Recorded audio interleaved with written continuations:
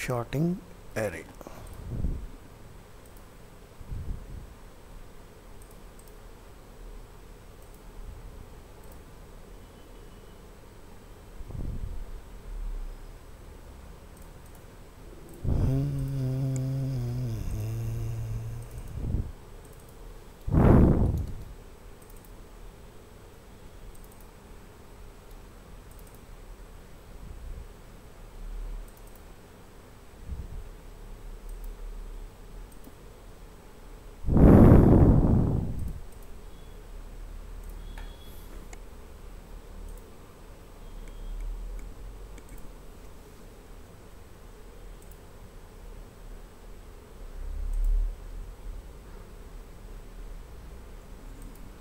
File होनी तो चाहिए। एक बार ज़रा ड्राइव पर चेक करेंगे।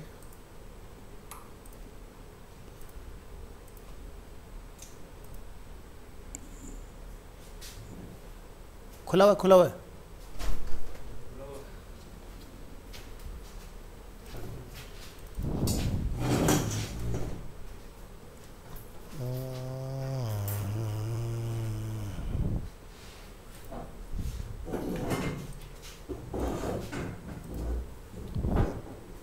पंकज, तुम्हारा क्या नाम है? अमन। अच्छा, तुम्हारे तो तुम ऑनलाइन थे क्या? ठीक है।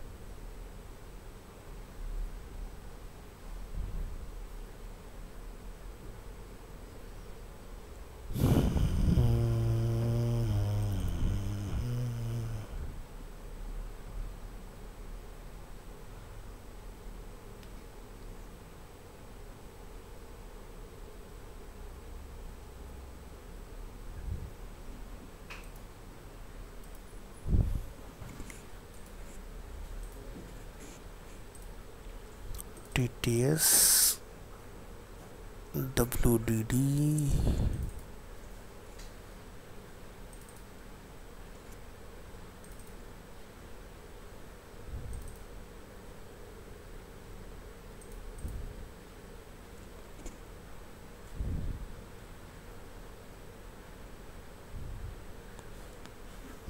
इसमें हमारे पास। चलिए एक न्यू फोल्डर बनाएंगे अपना। आज का डेट हो गया, सॉरी जुलाई, तो लिखिए जुलाई 24।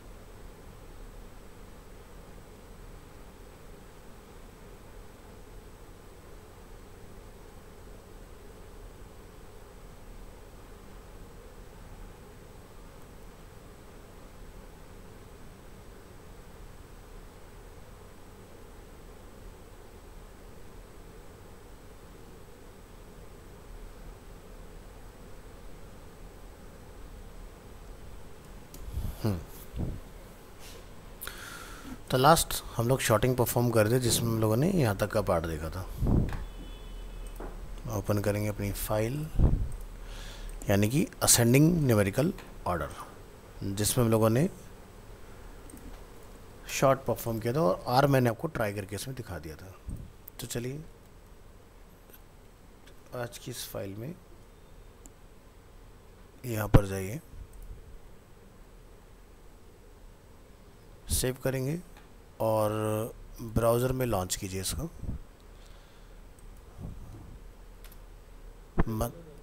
रिकॉर्डिंग ऑन कर दी है। मंथ है अपना जुलाई, एरे के अंदर शॉर्टिंग में आएंगे। ओके, तो कोड ओपन करेंगे साथ में और समझेंगे इस चीज़ को। तो देखिए हमारे पास different types of sort available है। फर्स्ट है इसके अंदर शॉर्ट, जो कि एरे को असेंडिंग ऑर्डर में शॉर्ट करेगा। सेकंड है आर शॉर्ट, यानी कि ये आपका रिवर्स शॉर्ट करेगा इसके अंदर। ए शॉर्ट यानी कि एसोसिएटिव एरे के बेसिस पर। के शॉर्ट एसोसिएटिव एरे में आपका बेसिकली की के बेसिस पर शॉर्टिंग परफॉर्म होगा। नॉर्मल ए शॉर्ट में वैल्यू के बेसिस पर, के वाले में की के बेसिस पर। की मतलब जैसे कि नेम हो सकता है, की मतलब उसका स्टूडेंट आईडी हो सकता है, कुछ भी हो सकता है जो भी हम लोग रखना चाहें उसके अंदर। इसी तरह से एसोसिएटिव एरे में अगर आप चाहते हैं कि अकॉर्डिंग टू वैल्यू हो डिसेंडिंग ऑर्डर में, तो ए आर, और डिसेंडिंग ऑर्डर में अगर आप की के अकॉर्डिंग करना चाहते हैं तो के आर। तो इन सभी के एग्जांपल्स नीचे 1 बाय 1 अवेलेबल हैं। 2 एग्जांपल हम लोगों ने देखे थे, शॉर्ट विद टेक्स्ट यानी कि string value, and sorting with numeric value. तो जैसे कि यहाँ पर रैंडम नंबर रखे हुए हैं 4, 6, 2, 22, 11, और यहाँ पर होंडाई, मारुति, महिंद्रा, किया अवेलेबल है। तो ये इसको ऑर्डर में लगा देगा अल्फ़ाबेटिकली, इनका ऑर्डर क्या होना चाहिए। तो जब आप ब्राउज़र में यहाँ पर देखते हैं तो हमें होंडाई, देन किया, देन महिंद्रा, देन मारुति दिखाई देता है। बट हमने जब इसको डिज़ाइन किया तो होंडाई, मारुति, महिंद्रा एंड किया रखा हुआ है। तो अल्फ़ाबेटिकली ABCDEFGHIJKLM, ठीक है। तो उस ऑर्डर में आपका ये वर्क कर रहा है। सिमिलरली नंबर्स के साथ 4, 6, 2, 22, 11, तो ये आपको इसको भी ऑर्डर में लगा देगा। जैसे कि आप यहाँ देखेंगे नंबर्स वाला एग्जांपल यहाँ पर अवेलेबल है, ठीक है। तो जैसे कि 4, 6 आपको यहाँ पे दिखाई दे रहा होगा, जैसे कि 2, देन फिर आपका इसके अंदर है 4, फिर आपका इसके अंदर 6, फिर आपका इसके अंदर 11, फिर आपका 22। तो ये जो ब्रैकेट में लिखा रहा है दिस इज अ पोजीशन, कि किस पोजीशन पर क्या रखा हुआ है। तो 0 पोजीशन पर है 2, 1 पोजीशन पर है आपका 4। इस तरह से आपका अलग अलग डेटा अवेलेबल है। अब इसी को डिसेंडिंग ऑर्डर में देखेंगे आर शॉर्ट, यानी कि आपका जो पहले होंडाई से स्टार्ट हो रहा था, अब वो क्या होगा आपका मारुति से स्टार्ट होगा, देन महिंद्रा, देन किया, देन होंडाई, यानी कि ऑर्डर रिवर्स हुआ है। तो जैसे एग्जांपल के तौर पर आप यहाँ देखें हमने क्या डाला है इसमें, आर शॉर्ट यानी कि रिवर्स शॉर्ट। सिमिलरली नंबर के अंदर भी आप आर शॉर्ट यहाँ पे परफॉर्म कर सकते हो, तो आपका नंबर भी रिवर्स ऑर्डर में आपको डिस्प्ले होगा इसके अंदर। बात करते हैं यहाँ पर इस तरह से, जैसे कि भाई हमारे पास 3 पर्सन है, की क्या है यहाँ पर, पीटर, बेन एंड जॉय, और इनका जो एज है वो 35, 37 एंड 43 अवेलेबल है। Ascending order associative array. तो यहाँ पर जब हम लोग एज को शॉर्ट परफॉर्म करेंगे तो ये क्या करेगा, बेसिकली बाय डिफ़ॉल्ट वैल्यू के बेसिस पर करेगा। तो आपको यहाँ पर 35, 37 एंड 43 इसका रिजल्ट आना चाहिए। तो जैसे आप यहाँ देखोगे ए शॉर्ट हुआ है हमारे यहाँ पर, तो आप देखें 35, 37 एंड 43, ठीक है। तो इसने शुरू किया Peter, then Ben, then Joy, Peter, Ben and Joy. अब मैं इनका ऑर्डर ज़रा चेंज कर देता हूँ, जैसे कि मैं जॉय को फॉर एग्जांपल कट करके स्टार्टिंग में ले आता हूँ यहाँ पर, कॉमा, और लास्ट वाला कॉमा हम लोग क्या करते हैं, रिमूव। फाइल को यहाँ पर हम लोग रिफ़्रेश करेंगे और नोट करेंगे इस चीज़ को कि क्या इसमें कोई चेंजेस आता है कि नहीं। तो हमें अभी भी जॉय कहाँ दिखाई दे रहा है, लास्ट में, है ना। क्यों, क्योंकि इसका मतलब हम लोगों ने ऊपर पढ़ लिया ऑलरेडी कि भाई जब आप यहाँ पर एसोसिएटिव के केस में काम कर रहे होंगे तो आपका जो ए शॉर्ट है वो वैल्यू के बेसिस पर करेगा। अब अगर आप की के बेसिस पर इसका रिजल्ट देखेंगे तो हमने यहाँ पर लिखा है इसके अंदर के शॉर्ट, के स्टैंड फॉर की, तो यहाँ पर अल्फ़ाबेटिकल ऑर्डर जो बनेगा, जैसे कि बेन को पहले होना चाहिए, ठीक है। तो यहाँ पर आप जाएं नीचे, तो क्या दिखाई देता हमें, Ben, then Joy, then Peter. तो ये वो आपका, यानी कि जो हम लोगों ने की इसके अंदर डिफाइन की हुई है। तो वैल्यू के बेसिस पर और की के बेसिस पर दोनों में हम लोग परफॉर्म कर सकते हैं। ध्यान रखना, वैल्यू के लिए ए शॉर्ट और की के बेसिस पर अगर शॉर्ट करें तो के शॉर्ट। इसी में अगर आपने असेंडिंग डिसेंडिंग करना हो तो आप यहाँ से ये ऑर्डर भी बदल सकते हो। जैसे कि ये वैल्यू को 43 से स्टार्ट करेगा और 35 पर ला के एंड करेगा, तो ए आर शॉर्ट, ट्राई करिए, 43 से स्टार्ट हुआ और 35 पर एंड। सिमिलरली यहाँ पर पीटर से स्टार्ट होगा और बेन पर आके एंड होगा। तो यानी कि ये हुआ आपका वैल्यू के बेसिस पर डिसेंडिंग और ये हुआ आपका की के बेसिस पर डिसेंडिंग।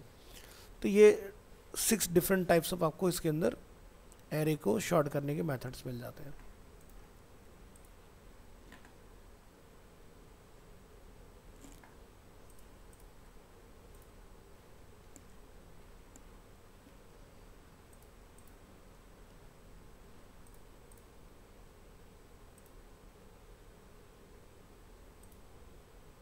इसमें हमने गूगल क्या बना रखा है, ज़रा एक बार इसको ओपन करना।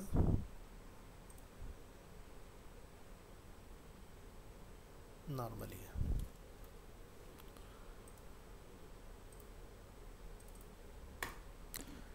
नेक्स्ट है पीएचपी के अंदर सुपर ग्लोबल्स। सुपर ग्लोबल्स वो वेरिएबल्स हैं जो पहले से प्री डिफाइन है इसके अंदर, ठीक है।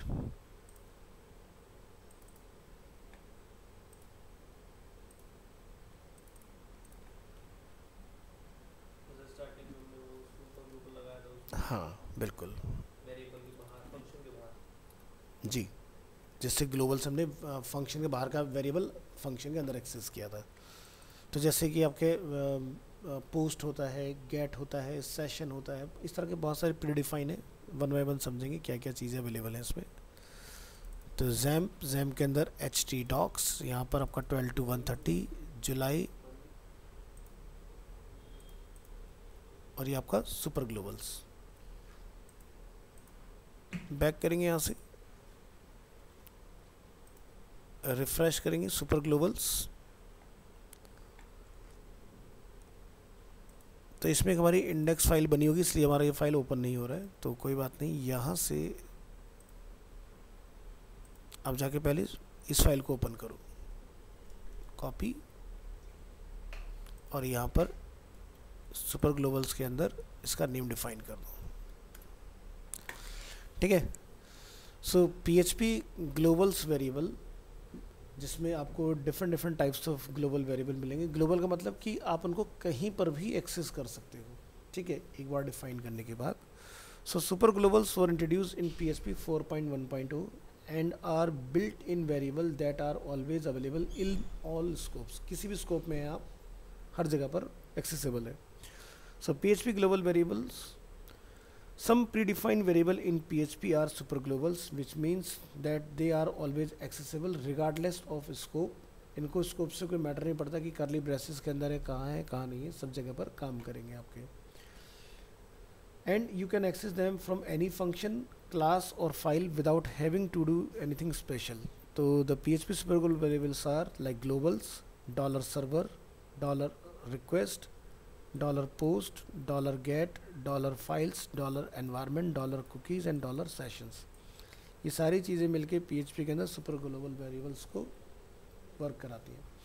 अब इसका अंदर जो हमारा सेकंड फाइल है उस पर आते हैं ज़रा हम। ये अपना दूसरा बैच, हम अपने बैच की बात करते हैं। तो जैसे कि पहला एग्जांपल आता है ग्लोबल्स, जो कि हम लोगों ने ऑलरेडी यूज़ भी किया हुआ है। यहाँ पर ओपन करेंगे इसको और इसका आउटपुट भी ओपन कर लीजिए इधर, और आगे .php लिखना मत भूलिएगा, .php। सो PHP $ग्लोबल्स, ध्यान रखना ग्लोबल वाला जो पार्ट है वो अंडरस्कोर्स के साथ नहीं आता है, बाकी जितने भी सुपर ग्लोबल्स हैं वो सब आपके अंडरस्कोर्स के साथ वर्क करेंगे इसमें, ठीक है। Global variables in an array that contains all global variable, तो इसके अंदर सभी वेरिएबल्स जो होते हैं वो वर्क करते हैं। तो ये क्या है आपका, ग्लोबल्स में जितने भी हमने डिफरेंट टाइप्स अभी देखे थे, ये उनका सुपर ग्लोबल है। So global variables are variables that can be accessed from any scope. Variables of the outermost scope are automatically global variable and can be used by any scope, example inside a function. To use a global variable inside a function, you have to neither define them as global with the global keyword or refer to them by using the $global syntax. Example, refer to the global variable $x inside a function. तो हमने यहाँ पर इसको define किया होगा, आप यहाँ देखेंगे हमने क्या लिखा, $x इक्वल टू 60, फंक्शन बनाया माई फंक्शन, और हमने यहाँ से लिखा value of x in my function 1 is $globals x। तो ऐसा करने से क्या हुआ कि ये जो हमारा वेरिएबल था वो हमारा ग्लोबल डिफाइन करने की वजह से इस फंक्शन में ट्रेबल हो गया, और हमने माई फंक्शन को जब प्रिंट किया है तो value of x in my function result is 60 हमें यहाँ पर रिटर्न हो रहा है इसके अंदर, है ना। So this is a difference from other programming language where global variable are available without specifically referring to them as global। तो जैसे जावास्क्रिप्ट आप यूज़ करते हो तो वहाँ पर हमें ग्लोबल नहीं लिखना पड़ता है, आप डायरेक्टली आउटसाइड फंक्शन को किसी भी फंक्शन में एक्सेस कर पाते हो। अब यहाँ पर जैसे हम लोग देख रहे हैं एक एग्जांपल की, undefined variable $x in D drive this on line number 52। तो जैसे कि आप यहाँ देखें हमने एक स्क्रिप्ट एग्जांपल जैसे हम लोग यूज़ करते हैं जावास्क्रिप्ट में, मैंने यहाँ पर लिख के दिखाया वेरिएबल x क्या है 10, और हम लोग उसको यहाँ पर एक माई फंक्शन के अंदर इजीली यूज़ कर पा रहे हैं जो कि काम कर रहे हैं। बट वहीं पर सेम चीज़ अगर हम PHP के साथ ट्राई करते हैं कि भाई $x50 फंक्शन 2 के अंदर हमने $x को कॉल किया, तो यहाँ पर क्या लिखा रहा है अनडिफाइंड वेरिएबल्स, बिकॉज क्योंकि ये आपका आउटर स्कोप में और हम लोग इसको इनर स्कोप में ट्राई कर रहे हैं। बट फिर भी अगर आप चाहते हो कि एक्सेसिबल हो तो आपने ग्लोबल कीवर्ड का यूज़ करना है इसके साथ, अदरवाइज़ ये आपको इस तरह का एरर थ्रो करेगा कि पर्टिकुलर लाइन नंबर 52 पे आपका एरर है, जो कि आप यहाँ पर देख पा रहे हैं line number 52। Next, you can also refer to global variable inside functions by defining them as global with the global keyword। यानी कि जो नेक्स्ट एग्जांपल है हमारा, अगर आप चाहते हैं कि ये जो फंक्शन है ये हमारा यहाँ पर एक्सेसिबल हो, जैसे कि हम लोग जावास्क्रिप्ट वगैरह में यूज़ करते हैं, तो आपको इस तरह से भी लिख के चला सकते हो। आपने लिखना है ग्लोबल $x, ना कि आप इस तरह से लिखें, तो दोनों ही मेथड से सेम ही आउटपुट रिट्रीव होगा, कोई चेंज नहीं है, बस लिखने का तरीका चेंज होगा। So define $x as global inside a function, और आप उसके बाद फिर एको $x करेंगे तो $x यहाँ पर आपका टेबल होगा और इसका आपको रिजल्ट विजिबल हो जाएगा। नेक्स्ट बात करते हैं create global variables. Variable created in the outermost scope are global variables either if they are created using the $global syntax or not। आप लिखें या ना लिखें, बाय डिफ़ॉल्ट जब भी आपका किसी फंक्शन किसी भी कोड ब्लॉक से बाहर यानी कि रूट पर कोई वेरिएबल डिफाइन होगा, वो कोई भी लैंग्वेज हो उसके अंदर उसको ग्लोबल ही कंसिडर किया जाता है, ठीक है। तो हमें फंक्शन के अंदर क्यों लिखना पड़ रहा है, क्योंकि आप फंक्शन के अंदर बाहर वाले ग्लोबल को रिट्रीव कर रहे हो, उस केस में आपको लिखना पड़ेगा, अदरवाइज आपको लिखने की ज़रूरत नहीं होती है। एग्जाम्पल जैसे हम लोग यहाँ पर देख रहे हैं, आप यहाँ देखें हमने लिखा $x 100, एको हम लोग करा रहे हैं तो भी हमें सेम रिजल्ट रिसीव हो रहा है, और हम लोग ग्लोबल्स लिख के करा रहे हैं तो भी हमें सेम रिजल्ट यहाँ पर डिस्प्ले हो रहा है। तो हमने BR का यूज़ नहीं किया, इसलिए हमें 100 दोनों एक साथ ही दिखाई दे रहे हैं। आप चाहें तो यहाँ जाके लिख सकते हैं BR, और यहाँ पर लोग रिफ्रेश करेंगे दोनों लाइन का रिजल्ट हमें अलग मिलेगा। Variables created inside a function belongs only that function, ठीक है। अगर किसी फंक्शन में कोई वेरिएबल बनेगा तो वो सिर्फ उस फंक्शन के लिए ही वर्क करेगा, ना कि बाहर वाले फंक्शन के लिए। But you can create global variable inside a function by using the $global syntax, जो कि हम लोगों ने पहले भी देख लिया। इस तरह से आपको डिफाइन करना है और बाहर ला के आप उसको किसी दूसरे में भी जाके डाल सकते हो, चलेगा, ठीक है, इस तरह से।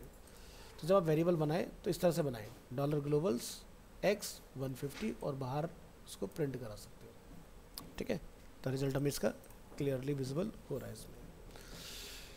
इसके बाद इसमें हमारा एक वेरिएबल आता है $_server, आगे एक्सटेंशन लिखिएगा .php, ठीक है। $_server is a PHP super global variable which holds information about your site header, path and script location. The example below shows how to use some of elements in $server। तो जैसे कि हम लोग यहाँ पर से अपने फाइल का पाथ, अपना होस्ट का नेम, ये सब चीज़ें रिटर्न कर रहे हैं इसमें। तो इसके लिए हमने क्या डिफ़ाइन किया, control S close, server file में आएंगे और हमने जाके इस तरह से यूज़ करना है। जैसे हमने लिखा PHP सेल्फ, सेल्फ लिखने से क्या होता है, आपको अपना सेल्फ फाइल का पाथ पता चलता है, ये आपके रूट को नहीं लेगा इसके अंदर, सिर्फ किस डायरेक्टरी से वो फाइल आ रही है वो आपको रिटर्न आ जाएगा इसके अंदर। फिर क्या लिखा हमने, सर्वर नेम, सर्वर का नेम क्या है, लोकल होस्ट। फिर दूसरा हम लोग यहाँ पर चेक कर रहे हैं HTTP होस्ट, अगर ऑफलाइन है तो लोकल होस्ट आएगा, अगर ऑनलाइन होगा तो इसकी जगह पर आपको उस पर्टिकुलर वेबसाइट का नेम रिटर्न होगा इस केस पे। नेक्स्ट यहाँ पर HTTP रेफरर, रेफरर में हमें यहाँ पर दिखाई दे अनडिफाइंड एरे की HTTP रेफरर, और ये लाइन नंबर 30 पर हमें कुछ डिस्प्ले कर रहा है, RE, स्पेलिंग मिस्टेक हो सकता है,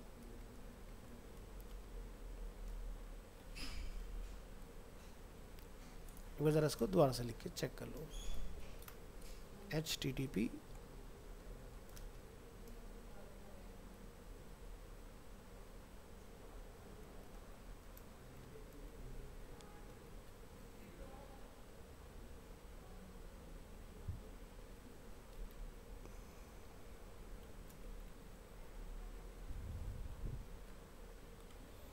एक बार ज़रा गूगल कर लेना, शायद लिखने का फॉल्ट है। हाँ, REFERER है ना, RE,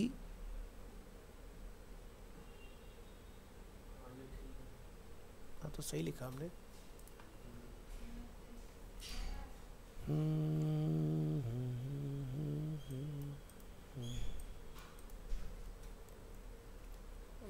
कोई नहीं, देखते हैं इसका।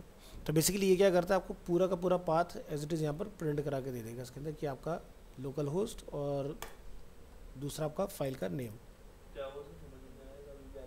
हाँ एरर आ रहा है अभी इसका, देखता हूँ कहीं कुछ फॉल्ट है। लाइन नंबर 30 के अंदर इसको रिटर्न कर रहा है।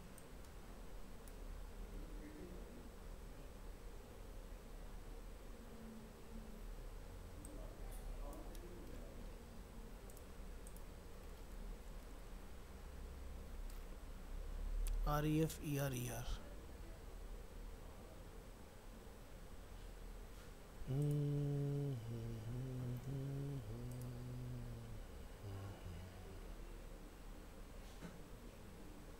मेथड तो सेम है।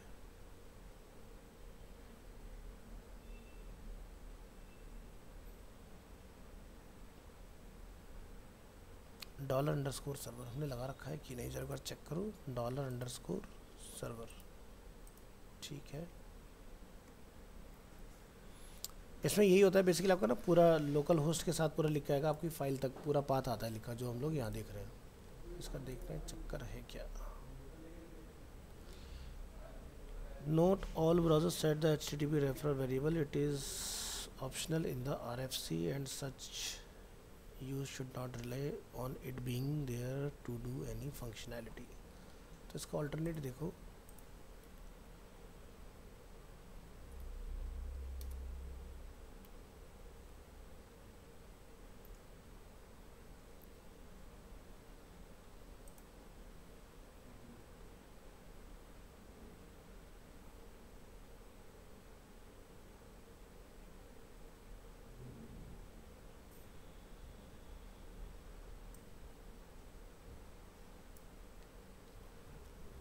इसको कमेंट करो और ये ट्राई करके देखो एको करके।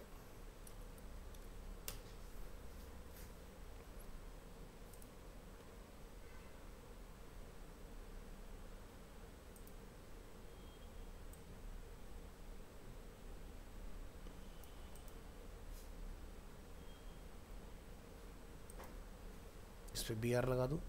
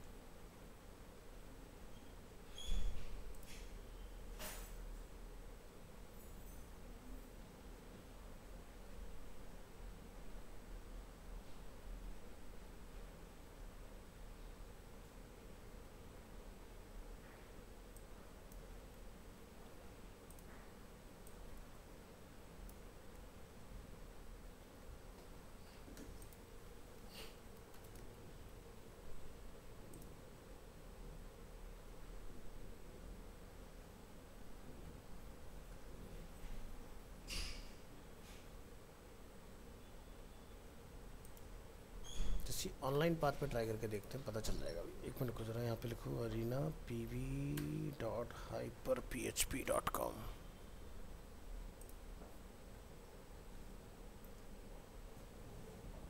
लॉगिन करो इसके अंदर और यहाँ से पासवर्ड डाल देते हैं। ये साइट को होस्ट करने के लिए होता है कंट्रोल पैनल। मे भी हो सकता है कि ऑनलाइन हमारा काम कर रहा हो, तो एक बार यहाँ पर htdocs में होस्ट करेंगे अपनी फाइल। सुपर ग्लोबल्स इसका नाम है सर्वर। तो जैसा था वैसा कर दो उसको, कंट्रोल एस। हेलो, हाँ जी, गुड आफ्टरनून। हाँ हाँ, हम्म,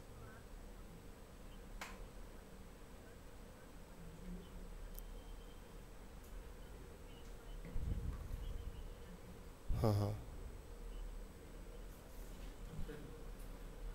अच्छा अच्छा। तो तो थोड़ा वेट करा लेंगे, अभी तो एक्चुअली क्लास चल रही है। 1:30 कनेक्ट करें, ज़्यादा लंबा हो जाएगा।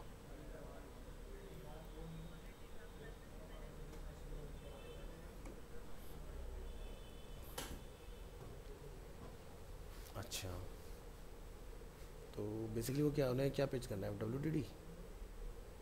अभी WDD लेना चाह रहे हैं, क्या लेना चाह रहे हैं वो?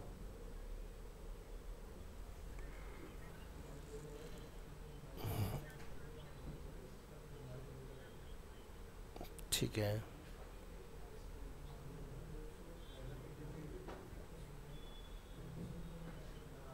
हाँ हाँ,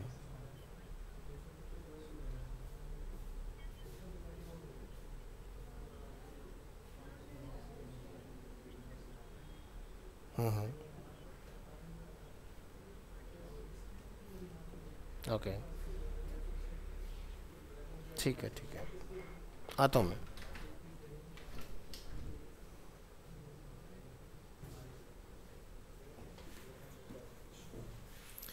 चलिए, इस फाइल को हम यहाँ से करते हैं लाइव, और ये अपनी होस्टिंग,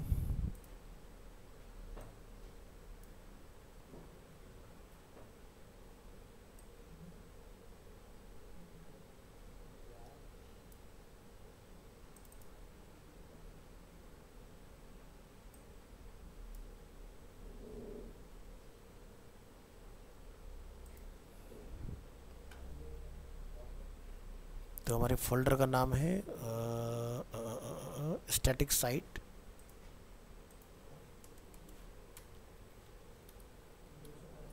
और फाइल का नेम है अपना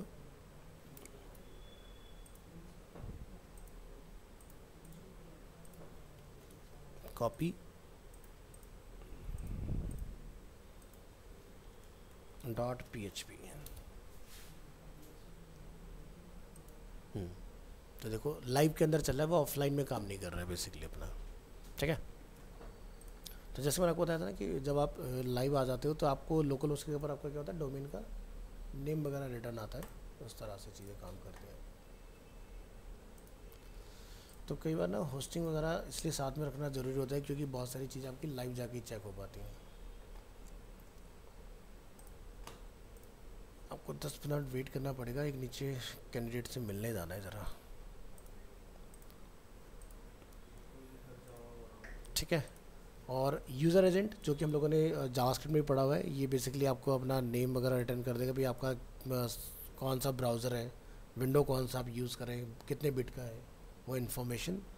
और ये वाला जो है स्क्रिप्ट नेम, कि बेसिकली स्क्रिप्ट कहाँ से आपका रन कर रहा है, तो वो पर्टिकुलर डायरेक्टरी का नेम आपको, तो यानी कि दो चीज़ आपको सिमिलर ही इसके अंदर रिटर्न होकर मिल जाती है, ठीक है। नेक्स्ट है अपना इसको बंद कर दो। लाइव करने के लिए कुछ लेना पड़ता है क्या? हाँ, होस्टिंग खरीदनी पड़ती है। तो ये वन टाइम होती है या फिर? नहीं, एवरी ईयर आपको रिन्यू करना पड़ता है इसको। आप लोगों को लेनी पड़ेगी जब आपका कोर्स ख़त्म होने को आएगा। हाँ, बिना लिए आप डेवलपर नहीं बन पाओगे, टेस्टिंग नहीं कर पाओगे चीज़ों की। कितना तक की होती है सर ये? 2,500 रुपये के आसपास का, मतलब डोमेन नेम और होस्टिंग दोनों चीज़ें आ जाती हैं 2,500-3,000 में। और सिर्फ फ़ायदा क्या होगा कि आपको अपना प्रोफेशनल ईमेल बनाने के लिए मिल जाएगा। जब कहीं जॉब के लिए अप्लाई करो तो तरीके की ईमेल आईडी होगी, ये नहीं कि उसके अंदर 1 2 3 4 कुछ भी, date of birth, date of year कुछ भी लिख के हम लोग डाल रहे हैं। और ईमेल भी फ्री मिलता है साथ में, तो अपना एक प्रोफेशनल ईमेल बना के यूज़ कर सकते हो। और नेम कुछ ऐसा अच्छा सा चूज़ करना होस्टिंग का, जिसको आप आगे चल के अगर लॉन्ग रन में चाहते हो कि मुझे यूज़ करना है कुछ, उसके ऊपर मुझे अपना ब्लॉगिंग वगैरह करना है, तो वो भी कर पाओ आप। जिससे आप आगे चल के, जैसे मैं सिखाऊंगा तो ही आपको, तो उससे आप कुछ अपना अर्निंग वगैरह भी जनरेट कर सकते हो खुद के ब्लॉग वगैरह लिख के, है ना। तो बढ़िया सा नाम वगैरह चूज़ करना जो सर्च किया जाता हो। हाँ जी, तो कहाँ थे हम लोग? सर्वर के ऊपर। नेक्स्ट हम लोग आते हैं रिक्वेस्ट। लिखिए लोकल होस्ट 12 to 130।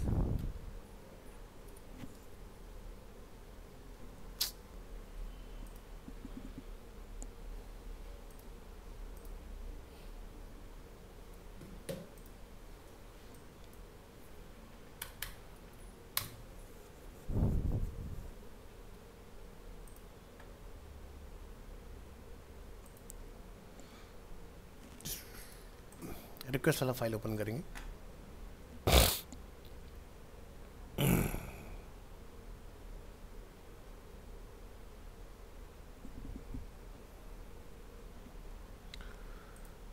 ये हमारा request.php।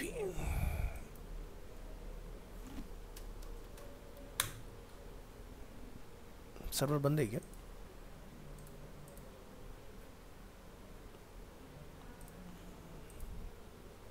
डेट मिसिंग है, क्या डेट होगी भैया? 03/07/24/।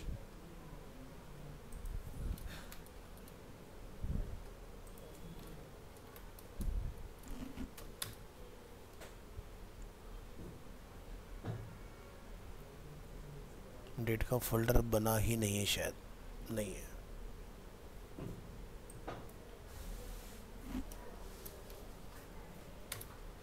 ये आ गया, तो अभी ना इसको करेक्ट कर देंगे। एक फोल्डर और बनाना है इसके अंदर, डायरेक्ट हमारा सेव हो गया डेटा। जुलाई के अंदर एक फोल्डर बनेगा पहले। चलिए, तो रिक्वेस्ट वाला पार्ट देखिए। $request is a PHP super global variable which contains submitted form data and all cookie data। cookie data, जो भी आपका फॉर्म से डेटा सबमिट होता है वही आपका कुकी में भी कन्वर्ट होता है, ठीक है। In other words, $request is an array containing data form $_get, $_post and $_cookie।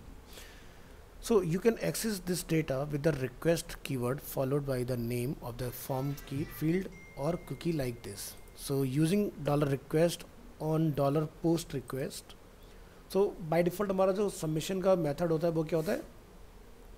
Gate होता है, ठीक है। विवेक कब आए क्लास में? अभी थोड़ी देर पहले, 12:30 बजे।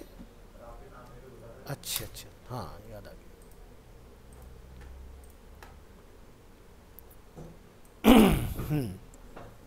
So post requests are usually data submitted from an HTML form। Here is an example of how a HTML form could look like। So यहाँ पर आप देखेंगे हमने एक फाइल बनाई है submit.php के नाम से, जो कि यहाँ पर अवेलेबल है। और हमारा मेथड क्या यूज़ हो रहा है इसमें? पोस्ट। हमने एक फील्ड बनाया है यहाँ पर इनपुट टाइप टेक्स्ट, जिसका नेम है एफ नेम, और यहाँ से हम लोगों ने इनपुट टाइप सबमिट बटन का यूज़ किया हुआ है। इनपुट टाइप जब भी आप सबमिट लिखते हो तो आपको वैल्यू सबमिट लिखने की ज़रूरत होती नहीं, वो ऑटोमेटिक सबमिट ही आपको रिटर्न करेगा। तो यहाँ से submit.php में हमने क्या कोड लिखा है, ज़रा एक बार उसको नोटिस करें आप। हमने क्या लिखा है यहाँ पर? जैसे ही डेटा सबमिट होगा हम यहाँ पर $name में इक्वल टू क्या ले रहे हैं? $_request f name। यानी कि यूज़र का जब फर्स्ट नेम सबमिट होगा तो वो हमें यहाँ पर रिसीव हो जाएगा और हम लोग उसको एको कर देंगे कि यूज़र ने क्या नेम सबमिट किया है। तो ज़रा चेक करके देखो, जैसे मैंने आ जाके एक नेम लिखा तुषार शर्मा और उसको हमने सबमिट किया तो हमें क्या रिटर्न आ रहा है कि डेटा जो सबमिट हुआ है वो तुषार सबमिट हुआ है इसके अंदर, ठीक है। So when a user click the submit button the form data is send to a PHP file specified in the action attribute of the form tag. In the action file, we can use the $request variable to collect the value of the input field. In the example below, we have put the HTML form and PHP code in the same PHP file. We have also added some extra lines for security.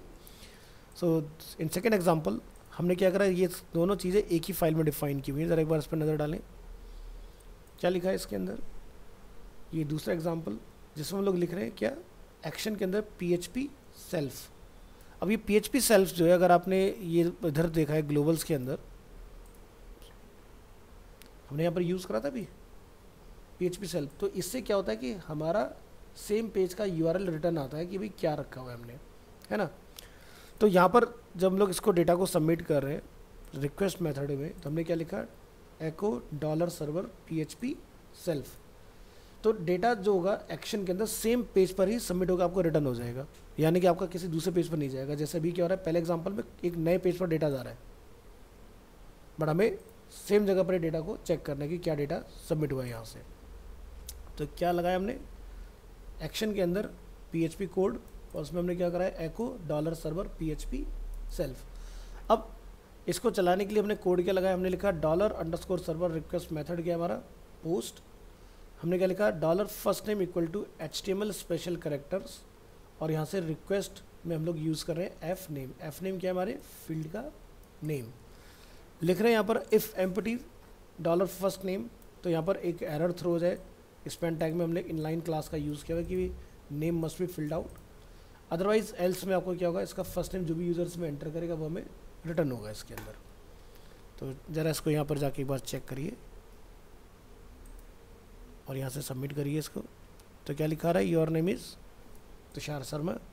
और अगर आप इसको blank submit करते हैं तो क्या लिखा रहा है, name must be filled out. एक बेसिक वैलिडेशन लगा हुआ है इसके अंदर. ब्लैंक होगा तो एरर, और अगर फिल्ड होगा तो यहाँ पर उसका रिजल्ट हमें सेम पेज पर रिटर्न होगा.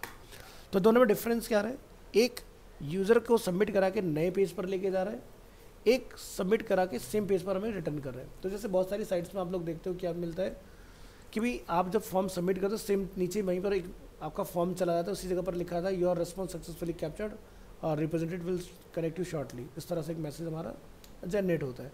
सो वो बेसिकली इसी तरह से बनाया होता है हमारा. तो ये एक बेस्ट प्रैक्टिस माना जाता है, ना कि यूज़र के एक अलग पेज पे भेज दो. Next, using $request on $get request. सो इसके ऊपर हम लोग देखेंगे. हम लोग यहाँ पर यूज़ कर रहे हैं gate request can be from submission, can be from submission as in the example above with the method attributes of HTML form element set to get. Get is a default, आपको लिखने की ज़रूरत होती नहीं है, लिख देंगे तब भी सेम ही रिजल्ट रहेगा. Get request can also be data from a query string information added after a URL address. Here is an example of how an HTML hyperlink with a query string could look like. So जैसे हम लोग यहाँ पे करते हैं click here, so आप यहाँ पर देखें फर्स्ट नेम क्या है जोन एंड लास्ट नेम क्या है दोही, जैसे यहाँ पर मेंशन है. तो आप यहाँ देख रहे हैं URL में ऊपर क्या लिखा है, F name equal to this and name equal to this. तो हम लोग इसको गेट करके यहाँ पर लेके आ रहे हैं. तो जाइए यहाँ पर और इसको ज़रा चेक करिए क्या लिखा है इसमें, ठीक है. तो ये यहाँ पर डेटा कैप्चर कैसे हो रहा है, तो इसके लिए रिक्वेस्ट मेथड में आप यहाँ पर देखेंगे हमने क्या लिखा है, index.php is a file name, F name equal to और एल नेम इक्वल टू. आप यहाँ पे कुछ भी डाल दो, जैसे कि मैं लिख देता हूँ इसकी जगह पर, मान लो कॉपी करता हूँ और इसको कमेंट. हमने यहाँ पे डिफाइन किया year, upper case lower case कैसे भी लिख सकते हो. Year is 2024 and month is July, right, ठीक है. जैसे इसको क्लिक करेंगे इसका रिजल्ट हमें डिस्प्ले होगा index.php के अंदर. अब आपको यहाँ जाके बताना पड़ेगा भाई हमारा जो करंट मंथ है, यहाँ लिखिए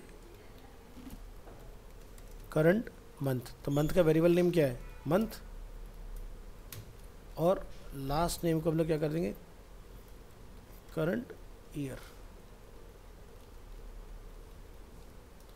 तो यहाँ से क्या लिखेंगे, ईयर। और जब हम लोग यहाँ से बैक करके इसको रिक्वेस्ट करेंगे यहाँ से, ठीक है, तब यहाँ पर देखो अनडिफाइंड एरे की हमें रिटर्न हुआ लाइन नंबर 13 के अंदर। तो ज़रा 13 पे चेक करो कहाँ पर हमने मंथ एंड ईयर, इधर जाइए, मंथ एंड ईयर अपना मेंशन है, कहाँ गड़बड़ हुई है, क्वेश्चन मार्क जुलाई एंड, ठीक है, रिक्वेस्ट करंट मंथ,